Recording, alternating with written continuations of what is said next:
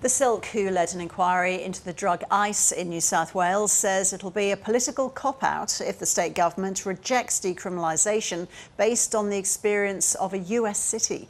Professor Dan Howard has told the final day of the drug summit in Sydney that the government has an implied mandate to act on the findings of the forum.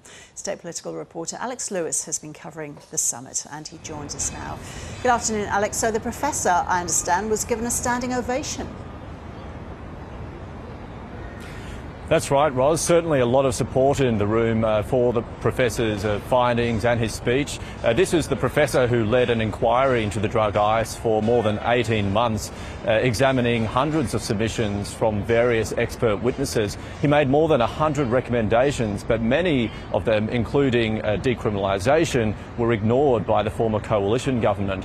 Professor Howard said it was galling that the summit had been asked to re-examine these issues and lamented the lukewarm and disappointing response to his report.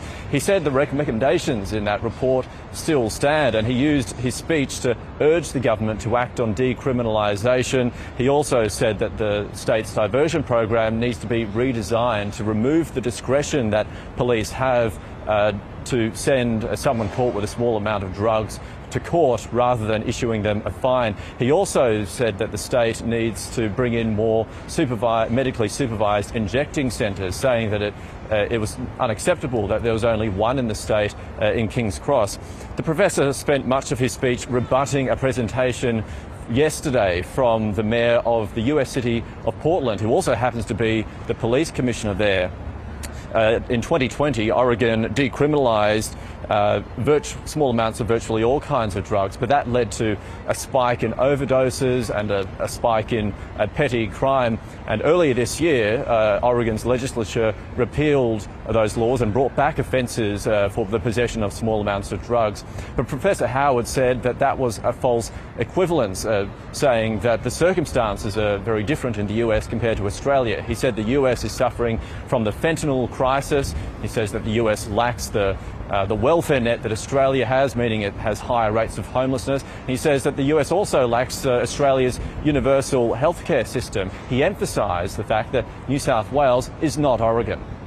If our politicians ignore the report of a detailed Special Commission of Inquiry, the up-to-date position statement of our Royal Australian College of Physicians, and choose to ignore the evidence hub of the NSW Policy Modelling Program under the directorship of our own world-recognised authority on drug policy, and reject decriminalisation on the basis of Portland, then it will, with the greatest respect, be a comfortable political cop-out and a lost opportunity. And Alex, pressure is mounting on the state government to bring in pill testing this summer.